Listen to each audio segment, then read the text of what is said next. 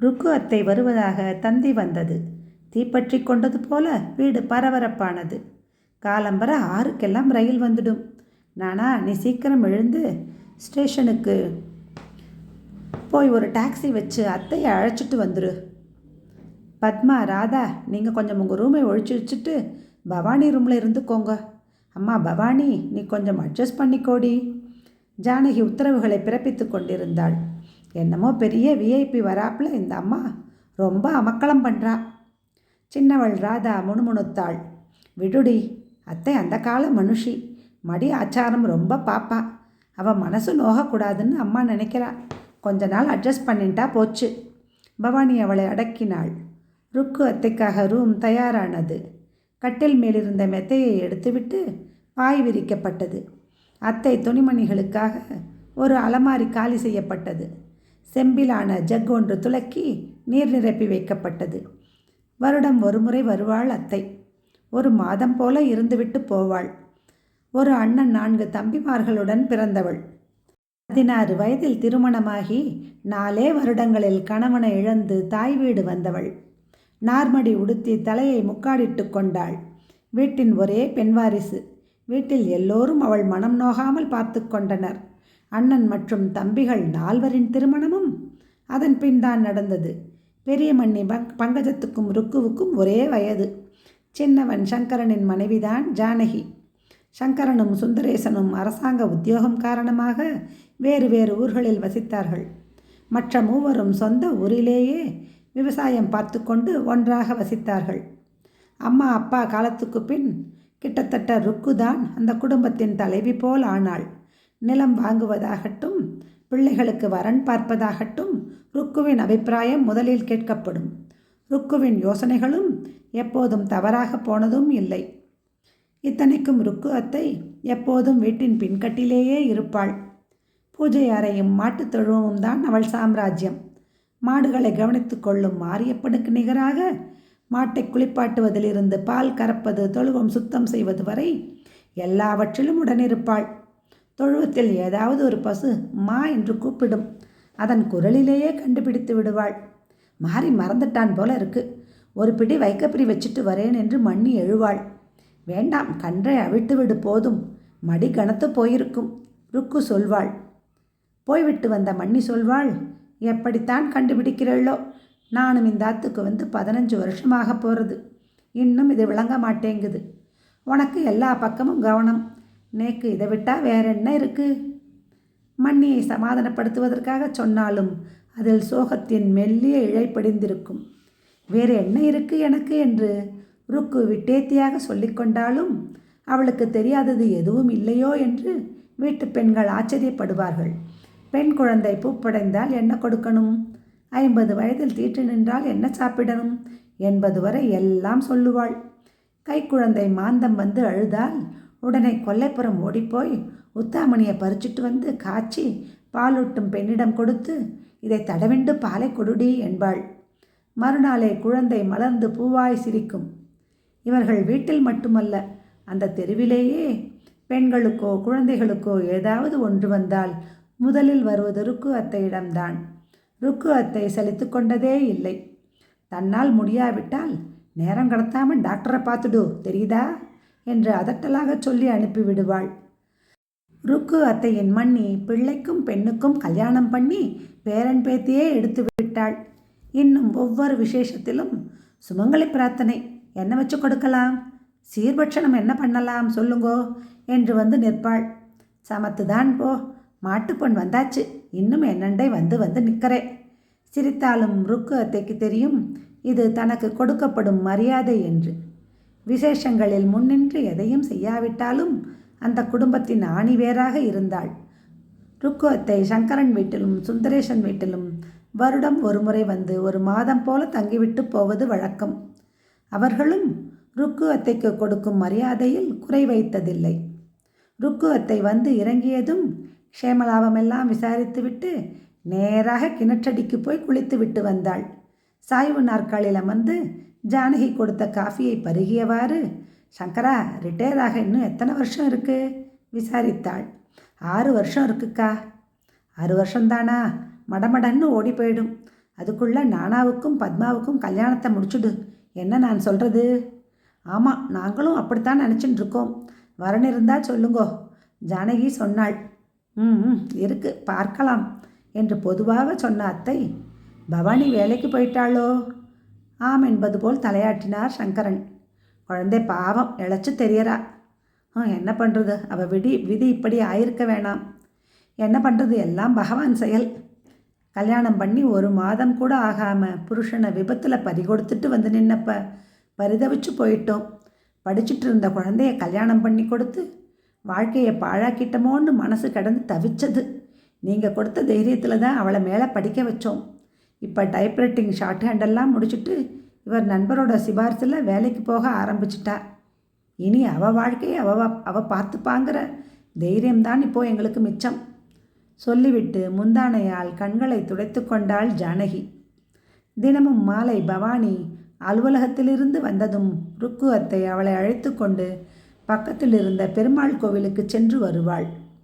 அந்த நேரம் வீட்டிலிருந்தால் பவானி ராதாவையும் கூப்பிடுவாள் அத்தை. மனம் இருந்தால் வருவார்கள், இல்லை என்றால் படிப்பை காரணம் காட்டி மறுப்பார்கள். வீட்டிலும் அம்மாவுக்கு வீட்டு வேலைகளில் உதவுவதில்லை. ஒரு நாள் அத்தை ஜானகியிடம், ஜானு நோக்கு ஒத்தாசையா பவானி ஒருத்தி தான் செய்கிறா. வேலைக்கு போயிட்டு வந்து வீட்டிலையும் எல்லாம் செய்கிறா. சின்னதுகளை கொஞ்சம் வேலை பழக்கு. நாளைக்கு இன்னொரு ஆற்றுக்கு போக போகிறதுகள். ஒரு எச்சிலிடக்கூட சரியாக வரலை. இது சரியில்லைடிமா, சொல்லிட்டேன் என்றாள். இந்த அத்தை வந்தாலே இப்படித்தான். அக்காவை தூக்கி தலை மேலே வச்சுக்குவா, நம்மளை கரிச்சு கொட்டுவா. சின்னவள் ராதா உள்ளறையிலிருந்து பழிப்பு காட்டினாள். அன்று வேலையில் இருந்து வந்த நானாவிற்கு முகமே சரியில்லை. பலகாரம் சாப்பிட அம்மா கூப்பிடுறா. ராதா கூப்பிட்டதும், ஆமாம் அது ஒன்றுதான் குறைச்சல் என்று காரணமில்லாமல் சிடுசிடுத்தான். அண்ணா மேனேஜர்கிட்ட டோஸ் வாங்கியிருப்பான், அந்த கோபத்தை இங்கே காட்டுறான் சொல்லி சிரித்தாள் ராதா. அதற்கு அவன் முறைத்த முறைப்பில் சற்று பயந்து உள்ளே ஓடிவிட்டாள். ஜானகி வந்தாள். என்னடா ஆச்சு, ஏன் இப்படி கத்துறே? மாயனிடம் கேட்டாள். இன்னும் என்ன ஆகணும்? குடும்பமானம் சந்தி சிரிக்க போகிறது. அப்படி என்ன ஆயிடுச்சுப்போ? புரியாமல் கேட்டாள். இன்னைக்கு ஒருத்தன் ஆஃபீஸில் என்னை பார்க்க வந்தான். பேரு கிருஷ்ணனா. நானும் உங்களவாதான். உங்கள் தங்கையை கல்யாணம் பண்ணிக்க விரும்புகிறேன். பெரியவா கிட்ட பேச தைரியம் இல்லை, அதான் உங்கள்கிட்ட சொல்கிறேன், சம்மதமான்னு கேட்குறான். யாரு? நம்ம பத்மாவை கேட்டானா? பத்மாவை கேட்டாதான் பரவாயில்லையே. அவன் கேட்டது பவானியை. பவானியையா? அதிர்ந்தாள் ஜானகி. ஐயோ, நீ என்ன சொன்ன? என்ன சொல்ல? என்கிட்ட கேட்டதால் நீ தப்பிச்ச. வீட்டில் பெரியவா கிட்ட வந்து கேட்டுப்பாரு, அப்போ தெரியும் உனக்குன்னு சொல்லிட்டு வந்தேன். வீட்டில் அத்தை வேற இருக்கா, இதை பற்றி பேசவே எனக்கு கூசுறது. மொட்டை மாடியில் உலர்த்தி இருந்த வடாமை எடுத்துக்கொண்டு கீழே வந்த அத்தை, என்னடா அம்பி, எதுக்கு நான் கூசுறது நோக்கு என்றபடி வடாமை கொண்டு போய் உக்கிரான அறையில் வைத்து விட்டு வந்தாள்.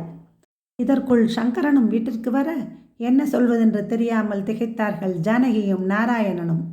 பெயர்ந்தாற் போல நின்று கொண்டிருந்த ஜானகியையும் நானாவையும் பார்த்து, ஏன் இப்படி இருக்க?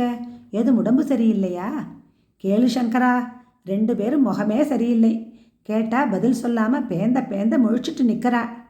நானா தயங்கி விஷயத்தை சொல்ல இருவரும் வாயடைத்து போயினர். கொஞ்ச நேரம் யாருக்குமே பேச்சு வரவில்லை. ருக்கு அத்தை மௌனம் கலைத்தாள். இப்போ என்ன பண்ணலாம்னு சொல்லுங்கோ. என்ன சொல்ல சொல்கிறேன்? எங்களாலேயே தாங்கிக்க முடியல. நீங்கள் பாவம் இதையெல்லாம் கேட்கணும்னு தலையெழுத்து. போதும், நிறுத்து ஜானு. விஷயம் இப்போ அது இல்லை. இந்த விஷயத்தில் நீங்கள் என்ன நினைக்கிறீங்க, அதை முதல்ல சொல்லுங்கோ. வேண்டாம் அக்கா, இது சரிப்படாது. நானாவுக்கு பொண்ணு பார்க்க ஆரம்பிச்சிருக்கோம். இன்னும் 2 பெண் குழந்தைகள் கல்யாணத்துக்கு இருக்குது. சங்கரன் சொல்லி கொண்டிருக்கும் போதே பவானி உள்ளே நுழைந்தாள். அவளை பார்த்ததும் நானாவின் கோபம் அதிகமானது. ஏண்டி, இது எல்லாம் உன் வேலைதானா? விஷயம் என்னவென்று புரியாமல் பார்த்தாள் பவானி. யாரு அவன் கிருஷ்ணன்? உனக்கு எத்தனை நாளாக பழக்கம்? இதுக்குத்தான் மெனிக்கிண்டு ஆஃபீஸ் போறியா? பகவானே! அத்தை காதுகளை பொத்தி கொண்டாள். பார்த்து பேசுடா, அப்பா இறைந்தார். பவானி நிலைகுலைந்து போய் மூலையில் அமர்ந்தாள். சொல்லுடி, யார் அவன்? உன்னை பெண் கேட்டு வந்திருக்கான் அவன். அவர் என்னுடன் ஆஃபீஸில் வேலை செய்கிறார், உதவி மேனேஜர். ஓ, அதனால தான் நீ ஒத்துண்டையோ? நான் கோபமாக கேட்டான். இல்லை, இதுவரை அவர் வரம்பு மீறி ஒரு வார்த்தை கூட பேசியதில்லை. பவானி முகத்தை மூடிக்கொண்டு அழ ஆரம்பித்தாள். வெகுநேரம் அமைதி. நானா மனம் கொந்தளித்து கொண்டிருந்தது. அம்மா கவலையில் ஆழ்ந்தாள். அப்பா என்ன செய்வதென்று புரியாமல் கைகளை பிசைந்தார். ருக்கு அத்தையின் முகத்தில் பல்வேறு உணர்ச்சிகள். பின் ஏதோ தீர்மானத்திற்கு வந்தவள் போல நிமிர்ந்து உட்கார்ந்தாள். பவானியை பார்த்து, குழந்தை, நீ உன் ரூமுக்கு போடிம்மா என்றாள் கனிவுடன். பவானி உள்ளே போனாள். மூவரையும் பார்த்து, ஏன் இப்படி இடிஞ்சு போறீங்க? பகவான் அவளுக்கு நல்ல வழி காண்பிச்சிருக்கான். எல்லாம் நல்லதுக்குன்னு நினச்சிக்கோங்க. ருக்கு அத்தையா இப்படி சொல்கிறாள்? நம்ப முடியாமல் பார்த்தனர். நானா இப்படி பேசுகிறேன்னு உங்களுக்கு அதிர்ச்சியாக இருக்கும். நானும் சாதாரண மனுஷிதான். எனக்கும் ஆசா பாசங்கள் இருந்தது. ஒரு கட்டத்தில் அதையெல்லாம் தாண்டி வந்துட்டேன். அந்த காலத்தில் நான் வாழாமல் வந்தப்போ என் அப்பா என்னை இந்த கோலத்துக்கு மாற சொல்லலை. நான் எப்பவும் போல இருக்கணும்னு ஆசைப்பட்டார். ஊரும் உறவும் இஷ்டப்படி பேசித்து. ஆனால் அதுக்காகவும் என்னை நான் மாற்றிக்கலை. எனக்கு ஒரு பிறக்கலையே தவிர 4 வருஷம் அவரோட நான் சந்தோஷமாக வாழ்ந்தேன். அதனால் முழு மனசோடு இந்த கோலத்தை ஏற்றுக்கிட்டேன். பவானி 1 மாதம் கூட ஆம்படையானோட சேர்ந்து வாழலை. குழந்தை கையில் மிட்டாயை கொடுத்து பறிச்சிட்ட மாதிரி ஆயிடுச்சு அவளோட வாழ்க்கை. அதுக்காக பவானியை நம்ம வீட்டில் ஒரு மூலையில் முடக்காமல் படிக்க வச்சு வேலைக்கு அனுப்புகிறோம். காலம் மாறிடுச்சுன்னு இதை நாம் ஏற்றுக்கிட்டோம். என் காலத்தில் என்னோட உடன் பிறந்தவாளும் அவள் ஆத்துக்காரிகளும் யாரும் என்னை ஒரு வார்த்தை தப்பாக சொன்னதில்லை. அவங்க 2 பேருக்கு அப்புறம் பவானி இப்படி இருக்க முடியும்னு தோணலை. இதை சொல்லும்போது நானாவை ஏறிட்டாள் அத்தை. அவன் தலை குனிந்தான். யாரும் எதுவும் பேசவில்லை. நாம் தேடி போகாட்டியும் இப்போ தானா அவளுக்கு ஒரு நல்ல எதிர்காலம் தேடி வரது. மற்றவா என்ன நினைப்பாளோன்னு யோசிச்சு நாம் நம்ம குழந்தைக்கு துரோகம் பண்ணிட வேண்டாம். இதனால் மற்ற பிள்ளைகளோட கல்யாணம் பாதிக்கும்னு நான் நினைக்கல.